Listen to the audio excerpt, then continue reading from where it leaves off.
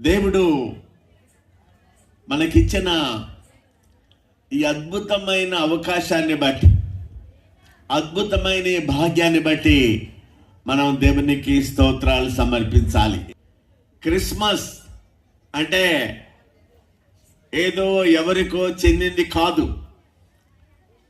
Christmas పండగ అందరికీ చెందింది. నేను ఇంటర్నెట్లో చూస్తా ఉంటే ప్రపంచంలో సుమారుగా 700 కోట్ల జనాలు ఉన్నారట.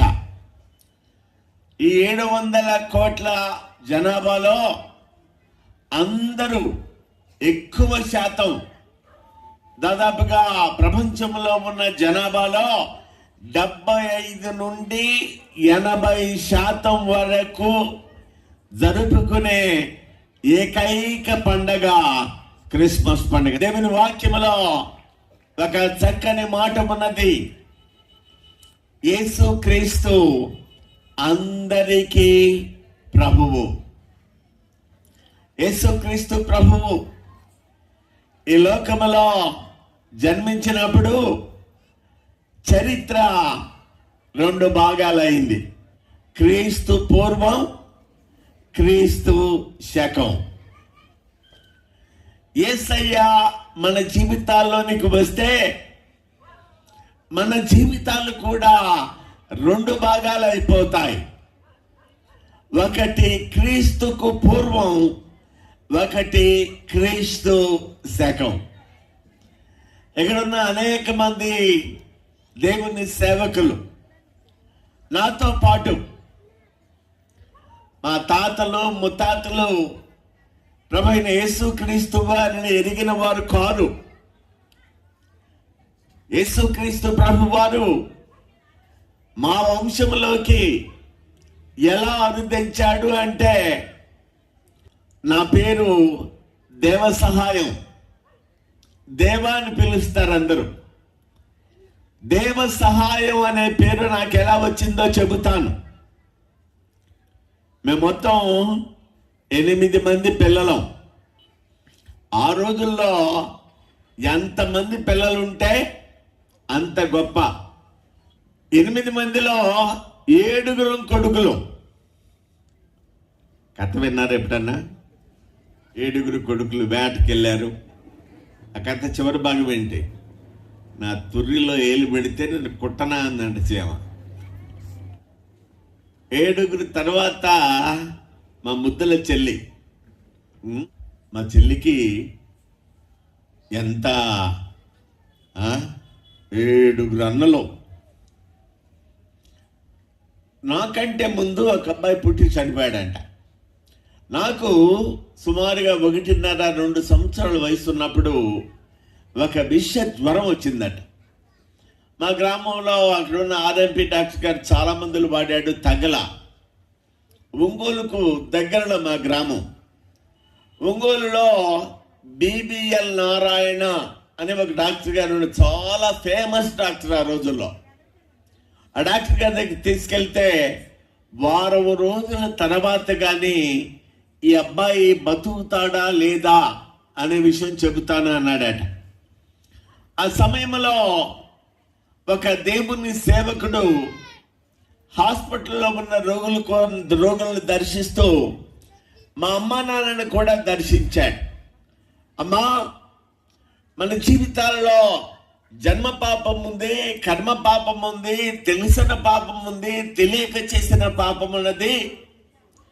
మీరు యేసుక్రీస్తు ప్రభువునందు విశ్వాసం ఉంచి మీ పాపాలన్నీ యేసయ్య దగ్గర ఒప్పుకొని యేసయ్య ప్రసాదించే క్షమాపణ, పాప క్షమాపణ, రక్షణ, మారు మనస్సు పొందుకోండి. రక్షణ పొందుకున్న తర్వాత మీ బిడ్డ కోసం ప్రార్థన చేయండి. యేసయ్య మీ బిడ్డను బతికిస్తాడని చెప్పి ఆయన వెళ్ళిపోయాడట. మా నాన్నగారు అన్నారట, మా పిల్లాన్ని బాగు చేసే దేవుళ్ళు మాకు చాలా మంది ఉన్నారు లేవయా, వెళ్ళు అన్నాడట. ఆయన వెళ్ళిపోయిన తర్వాత మా అమ్మకి కొంచెం ప్రార్థన చేసుకునే అలవాటు ఉందట. మా నాన్నగారి కాళ్ళు పట్టుకుందట, ప్రాధేయపడిందట. అయ్యా, ఇప్పటికే ఒక కొడుకును పోగొట్టుకున్నాం, వీడు కూడా ఏమైపోతాడో ఒక్కసారి ఆ యేసయ్యకి ప్రార్థన చేసి చూద్దామయ్యా. మా అమ్మ బతులాడుగా కాళ్ళ వేళ్ళ పడగా చివరికి మా నాన్నగారు నా మీద ఉన్న ప్రేమను బట్టి, బిడ్డల మీద ఉన్న ప్రేమను బట్టి అనేక మంది మారిపోతారు. తెలుసా మీకు? బిడ్డలు పుట్టుక ముందు చాలా చెడ్డ అలవాట్లు ఉంటాయి. కొంతమందికి తాగుడు అలవాటు ఉంటుంది, కొంతమందికి జోదం అలవాటు ఉంటుంది, కొంతమందికి చాలా చెడ్డ అలవాట్లు ఉంటాయి. కొడుకో కూతురో పుట్టిన తర్వాత వాళ్ళని చూసుకొని వాళ్ళ భవిష్యత్తు కోసం చాలామంది చెడ్డ అలవాట్లు మానేస్తారు. సో మా నాన్నగారు కూడా నన్ను ప్రేమించి, అయ్యో ఇప్పటికే ఒక కొడుకుని నేను పోగొట్టుకున్నాను, ఈ కొడుకును పోగొట్టుకోకూడదు. మా అమ్మ నాన్న నా మంచం దగ్గర మోకరించి ప్రార్థన చేశారట. దేవుని బిడ్డలారా, దాదాపుగా 1 రోజుల పైనుండి తగ్గని ఆ విష జ్వరం, 4-5 రోజులు హాస్పిటల్లో ఉన్న తగ్గని ఆ విష జ్వరం ఎప్పుడైతే అమ్మ నాన్న ప్రార్థన చేశారో వెంటనే ఆ రోజు సాయంత్రం విష జ్వరం తగ్గిపోయిందంట. Praise the Lord, praise the Lord, praise the Lord, hallelujah. దేవుని బిడ్డలారా, దేవుని సహాయం మూలకంగా నేను బతికాను కాబట్టి నా పేరేంటి? గట్టిగా చెప్పాలి. బైబిల్ గ్రంథములో దేవ సహాయం అనే పేరు ఎక్కడుంది?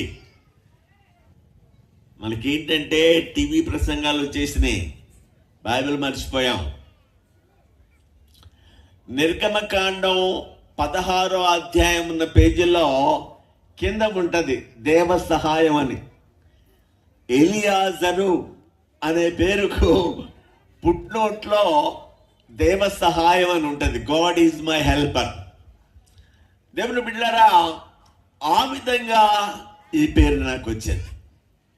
రాత్రి నా జీవితంలో నేను అనుభవించి ఉన్నాను కాబట్టి ఇక్కడ కూర్చున్న వాళ్ళలో కానీ మైక్ ద్వారా, ఈ సౌండ్ సిస్టమ్ ద్వారా ఎంతమంది అయితే ఈ మాటలు వింటూ ఉన్నారో మీరందరికీ ప్రేమతో నేను చెప్పే ఒక మాట ఏంటంటే, యేసు క్రీస్తు ప్రభు వారు అద్భుతాలు చేసే దేవుడు. చెప్పండి, దేవుని నామాన్ని మహిమపరుస్తామా? యేసు క్రీస్తు ప్రభు వారు ఆశ్చర్య కార్యాలు చేసే దేవుడు. యేసు క్రీస్తు ప్రభు వారి జీవితాలను మార్చే దేవుడు. రాత్రి యేసయ్యనందు విశ్వాసం ఉంచితే నీ జీవితాన్ని కూడా మార్చేస్తాడు. అవునండి, యేసు క్రీస్తు ప్రభు వారు దేవుడని ఎలా నమ్మాలి? చరిత్ర ఇచ్చే సాక్ష్యం నేను మీకు చెప్పాను. చరిత్రలో ఎంతో మంది మహాత్ములు, యుగ పురుషులు, దేవుళ్ళు, దేవతలు ఎంతో మంది జన్మించారు. చరిత్ర 2 భాగాలు కావడానికి ఒక వ్యక్తిని వారు తీసుకున్నారు. ఆయనే ప్రభువైన యేసు క్రీస్తు వారు. హల్లెలూయా. యేసు క్రీస్తు ప్రభు వారు మన జీవితంలోకి వస్తే క్రీస్తు పూర్వం, క్రీస్తు శకం. దేవుని బిడ్డలారా, 2 చేతులకు దేవునికి స్తోత్రం సమర్పించండి. యేసయ్యను నమ్ముకోవడం మూలకంగా శాంతి ఉన్నది. గట్టిగా దేవునికి స్తోత్రాలు చెప్పాలా? యేసయ్యను నమ్ముకోవడం మూలకంగా సంతోషం ఉన్నది. యేసయ్యను నమ్ముకోవడం మూలకంగా సౌభాగ్యం ఉన్నది. శుభవాన్ని పండగ జరుపుకుంటా అది ఎందుకు లేయ్యా అంటారా? పెళ్లి ప్రమాణాలు చేసేటప్పుడు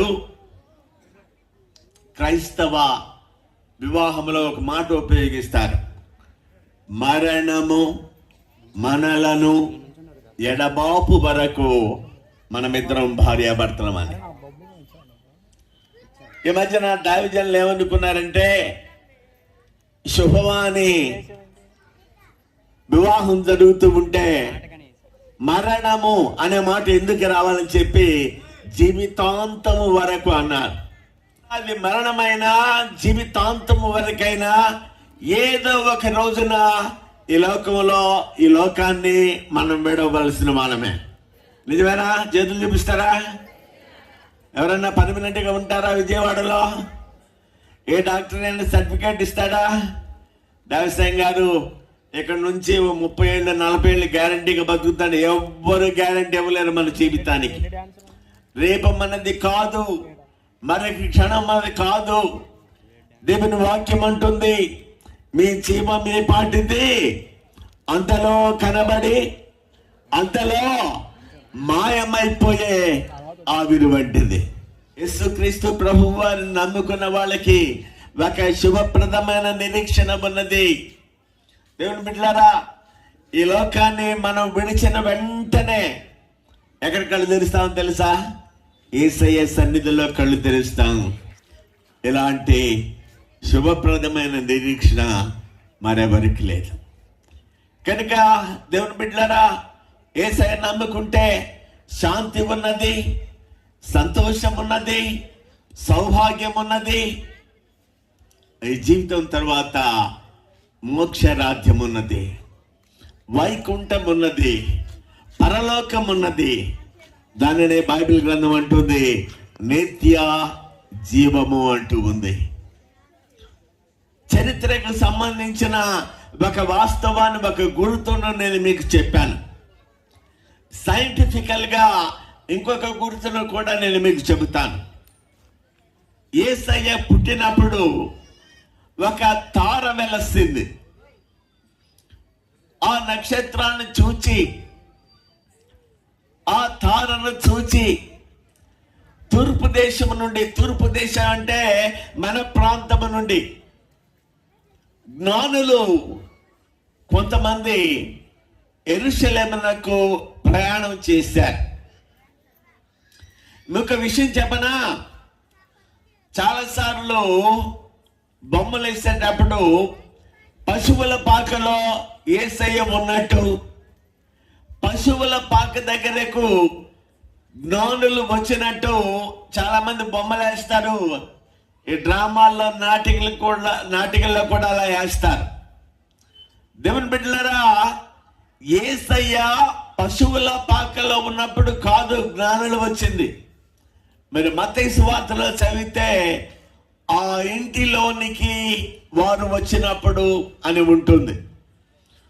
జ్ఞానులు యేసయ్యను దర్శించడానికి వచ్చే సమయానికి సుమారుగా యేసయ్య వయస్సు 2 సంవత్సరాలు. అందుకనే జ్ఞానులు తిరిగి రాకపోతే హెరోదు ఏ వయస్సు లోపల ఉన్న పసిపిల్లలైన మగపిల్లలందరినీ చంపించాడు. ఏ వయసు అది? వెరీ గుడ్, 2 సంవత్సరాల వయస్సు. ఒక బైబిల్ పండితుడు ఏమని చెప్పాడంటే సుమారుగా 200 మంది ఆ రోజున హతమయ్యారట. నేను చెప్పాను కదా మేము మొత్తం 8 మంది అని. అందరికంటే చిన్న చెల్లి. మా చెల్లి చిన్నప్పుడు అంటే 3 నెలలు 6 నెలల వయసులో ఉండగా ఆడుకుంటూ తనంతట తను నవ్వుకునేది. అమ్మా చెల్లి నవ్వుతుందమ్మా. మా అమ్మ అనేది, అయ్యా చిన్నపిల్లలు యేసయ్యతో మాట్లాడతారంట అయ్యా, యేసయ్య ఆ చిన్న బిడ్డలు నవ్విస్తాడంటే అని చెప్పేది మా అమ్మ నాకు. నేను అనుకుంటున్నాను ఆ బైబిల్ పండితుడు చెప్పినట్టు ఈ 200 మంది పసిపిల్లలు ఏమన్నారంటే, యేసయ్యా ఈ మూర్ఖపు జనం నీవు ఈ లోకానికి మెస్సియాగా వచ్చేవని గమనించడంలా హెరోదు గమనించడం లేదు, శాస్త్రులు గమనించడం లేదు, పరిసయ్యులు గమనించడం లేదు. యేసయ్యా ఇర్మియా ప్రవక్త ఇర్మియా గ్రంథంలో సెలవిచ్చిన ప్రవచనం నెరవేరేటట్టు మా 200 మంది నీకోసం ప్రాణాలు ఇచ్చేస్తామయ్యా, అప్పుడు ఒక ప్రవచనం నెరవేరింది. ఏమిటా ప్రవచనం చెప్పండి? రామాలో అంగలార్పు వినబడెను, రాహేలు తన పిల్లల విషయమై ఓదార్పు నందకపోయాను. కనీసం ఆ ప్రవచనం నెరవేర్పును చూసైనా వీళ్ళు నమ్ముతారేమోనని 200 మంది పసిపిల్లలు యేసయ్య కోసం ప్రాణమిచ్చారు. 2 చేతులు దేవునికి స్తోత్రం సమర్పిద్దామా? దేవుని బిడ్డలారా, యేసయ్యను అంగీకరించిన మనం రోమపత్రికలో మనం చదువుతాం, దినమెల్లా ప్రభువుకై వధింపబడిన గొర్రెల వలె ఉన్నాం. సియోను గీతాల్లో ఒక చక్కని పాట ఉంది. దినమెల్ల ప్రభుకై వధింపబడియున్నాటి గొర్రెలము, దినమెల్ల ప్రభుకై వధింపబడియున్నాటి గొర్రెలము, అయినను ప్రేమించిన వాని ప్రేమను బట్టి పొందితిమి విజయమును, అయినను ప్రేమించిన వాని ప్రేమను బట్టి పొందితిమి విజయమును. మహాగణుడు మహోన్నతుడు పరిశుద్ధుడు నిత్య నివాసి, మహాగణుడు మహోన్నతుడు పరిశుద్ధుడు నిత్య నివాసి. దేవుని బిడ్డలారా, దినమెల్లా ప్రభువుకై వధించడానికి సిద్ధపడిన గొర్రెలు. ఆ 200 మంది పసిపిల్లలు యేసయ్య కోసం వారి ప్రాణం త్యాగం చేశారు. సో సైంటిఫికల్ ప్రూఫ్ ఏంటంటే ఆకాశ మండలంలో వెలసిన ఆ తార. ఈ రోజున నక్షత్ర మండలాన్ని గురించి చదివే ప్రతి విద్యార్థికి యేసయ్య పుట్టినప్పుడు ఉదయించిన ఆ తార, ఆ చుక్క ప్రతి ఒక్కరికి. దేవుని బిడ్డలారా, యేసుక్రీస్తు ప్రభువారు నిజమైన దేవుడు. ఆయన అద్భుతములు చేసే దేవుడు. నా జీవితంలో ఆయన చేసిన అద్భుతాలను మీ జీవితంలో కూడా చేస్తాడు. 2 చేతుల దేవునికి స్తోత్రం సమర్పిద్దామా? నేను ముగించబోతూ ఉన్నాను. ఎన్నో ప్రవచనాలు ఉన్నాయి, ఎన్నో గుర్తులు జరుగుతూ ఉన్నాయి. యేసుక్రీస్తు ప్రభు వారి మొదటి రాకడను చాలా మంది గుర్తించలేదు. జ్ఞానులు వచ్చి చెప్పినా సరే, జ్ఞానుల గురించి ఒక మాట చెప్తాను నేను. జ్ఞానులు వారు ఎప్పుడు జ్ఞానులు అయ్యారంటే యేసయ్యను చూశారు కాబట్టి జ్ఞానులు అయ్యారు. హల్లెలూయా. ఒకవేళ యేసయ్యను చూడకపోతే వాళ్ళు అజ్ఞానులే. యేసయ్యను చూశారు కాబట్టి జ్ఞానులు. యేసుక్రీస్తు ప్రభు వారి మొదటి రాకడలో ఎన్నో గుర్తులు సంభవించిన ఆ రోజున ప్రజలు మెస్సియా వచ్చాడని నమ్మల. ఆ రోజున దేవాలయంలో ఉన్న మరి ప్రధాన యాజకులు కానీ మెస్సియా వచ్చాడని నమ్మలేకపోయారు. యేసయ్యను ఆహ్వానించలేకపోయారు. యేసయ్యను అంగీకరించలేకపోయారు. దేవుని బిడ్డలారా, ప్రేమతో చేతులు జోడించి ఒక మాట నేను మీకు తెలియచేస్తున్నాను. ఈ రోజున యేసయ్య పుట్టాడని మనం సంతోషంగా కొత్త బట్టలు వేసుకున్నాం. ఈ మధ్యన కుర్రాన్ని అడిగాను, క్రిస్మస్ అంటే ఏమిట్రా అంటే ఇంటికి సున్నం కొట్టడం సార్ అన్నాడు వాడు. అదేంట్రా అలా అన్నావంటే, అవునండి క్రిస్మస్ వచ్చినప్పుడే మా ఇంటికి సొన్నం కొడతారు. సో క్రిస్మస్ అంటే ఇంటికి సొన్నం కొట్టడం అనుకుంటున్నాడు ఆడు. మీరేమనుకుంటున్నారు? దేవుని బిడ్డలారా, యేసయ్య వచ్చాడని చాలా చాలా సంతోషం. Appreciate you. పండగను చాలా వైభవంగా, ఘనంగా, సంతోషంగా జరుపుకోవాలి. అయితే దేవుని సేవకునిగా ఒక హెచ్చరిక మీకు ఇస్తాను. యేసయ్య అన్నాడు, ఆయన వచ్చే ముందు రోజులు ఎలా ఉంటాయంటే నోవహు దినాల్లాగా ఉంటాయంట. పెళ్లి చేసుకునొచ్చు, పెళ్ళికిచ్చొచ్చు, తినొచ్చు, తాగుచు, సంతోషించే రోజులు వచ్చిపోయి ఈ క్రిస్మస్ రోజుల్లో కూడా అదే విధానములో మనం ఉన్నాం. కొత్త బట్టలు, కొత్త పిండి వంటలు, పిల్లల డాన్సులు, చాలా సంతోషం.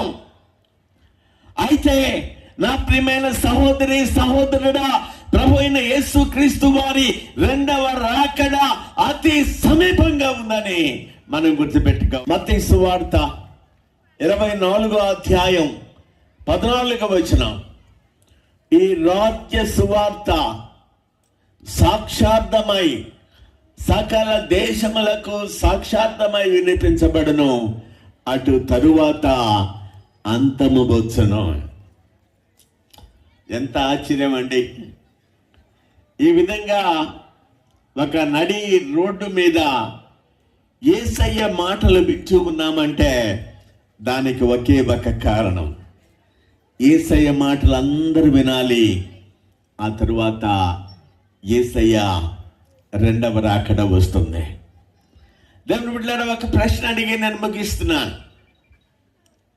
ఇదిగో మీరు వింటూ ఉండగానే ఆకాశంలో ఒక భయంకరమైన కడబోరు శబ్దం మోగింది. ఆ కడబోరు శబ్దం ఎలా ఉంటుందంటే, ఈ సౌండ్ సిస్టమ్ ఉన్నది కదా, ఈ సౌండ్ సిస్టమ్ 1000 రెట్లు పెంచితే ఎలా ఉంటుందో. అమెరికా వాళ్ళకి ఇప్పుడు పొద్దున్నే లేస్తూ ఉంటారు వాళ్ళు. ఇంకొక దేశంలో మధ్యరాత్రిలో ఉంటారు. కానీ ఆ కడబోరు శబ్దం మోగినప్పుడు ప్రతి ఒక్కళ్ళు వింటారు, ఉలిక్కిపడి లేస్తారు. ఎవరైతే యేసయ్య రక్తంలో కడుగుబడ్డారో, యేసయ్యను హృదయంలో కలిగి ఉన్నారో, రెండు చేతుల దేవునికి స్తోత్రం చెప్పండి. మహిమ శరీరాలు ధరించుకొని దేవదూతల హల్లెలూయా చెప్తానే ఉండండి. మహిమ శరీరాలు ధరించుకొని దేవదూతలాగా మధ్యాకాశంలో ఉన్న ఆ యేసయ్యను కలుసుకోవడానికి వెళ్ళిపోతాం. లేదు, యేసయ్య రాకడ ఆలస్యమైంది, ఒకవేళ మనం చనిపోతూ ఉన్నప్పుడు నీ నిరీక్షణ ఏంటి? నేను మీకు చెప్పాలని ప్రయత్నం చేస్తున్న విషయం ఏంటంటే, ఆ రోజున యేసయ్య వచ్చినప్పుడు ప్రధాన యాజకులు కానీ యేసయ్య మొదటి రాకడకు సిద్ధంగా లేరు.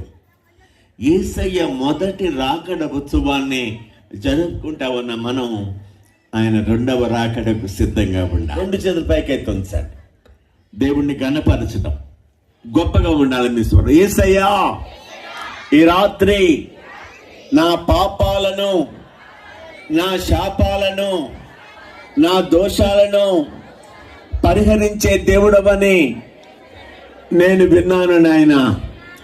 నా జీవితంలో ఉన్న జన్మ పాపం, కర్మ పాపం, తెలిసి చేసిన పాపం, తెలియక చేసిన పాపం నీ శిలువ రక్తములో కడిగి నన్ను శుద్ధి చేయి ప్రభువా.